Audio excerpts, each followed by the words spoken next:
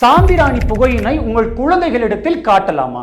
இதனால் அவர்களுக்கு முடி கொட்டுதல் பிரச்சனை ஏற்படாது, நோய் எதிர்ப்பு சக்தி அதிகரிக்கும், எலும்புகளும் பலமடையும் என்றெல்லாம் கூறப்படுகிறது.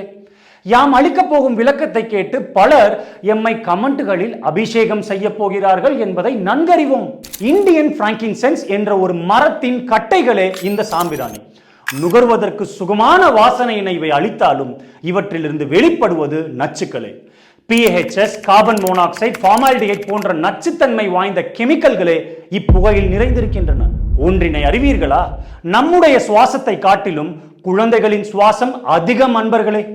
நாம் ஒரு நிமிடத்திற்கு சுமார் 12 to 16 முறை மூச்சினை உள் இழுத்து வெளிவிட்டால் குழந்தைகள் சுமார் 30 to 60 முறை மூச்சினை உள் இழுத்து வெளிவிடுவார்கள். காரணம், வளரும் உள்ளுறுப்புகளுக்கு அதிக அளவில் ஆக்சிஜன் தேவை. எனவே நமக்கு ஏற்படும் பாதிப்பினை விட குழந்தைகளுக்கு ஏற்படும் பாதிப்பு மிகுதியானது. இதனால் சடன் இன்ஃபான்ட் டெத் சிண்ட்ரோம் என்ற நிலை ஏற்பட்டு குழந்தைகள் மரணிக்கவும் செய்வர் என்று அமெரிக்கன் அகாடமி ஆஃப் பீடியாட்ரிக்ஸ் எச்சரித்துள்ளது. நமக்கெல்லாம் முழுமையாக வளர்ச்சி அடைந்திருக்கும் ஸ்ட்ரேட்டம் கார்னியம் என்ற மேற்பரப்பு குழந்தைகள் வளர்ச்சி அடைந்திருக்காது. இதனால் அப்பிஞ்சு சருமம் சேதத்திற்குள்ளாகும். அன்பர்களே, குழந்தைகளின் நலத்தினை பொறுத்த மட்டில் சிகரெட்டிலிருந்து வெளிவரும் புகையும் சாம்பிராணியிலிருந்து வெளிவரும் புகையும் கிட்டத்தட்ட ஒன்றே.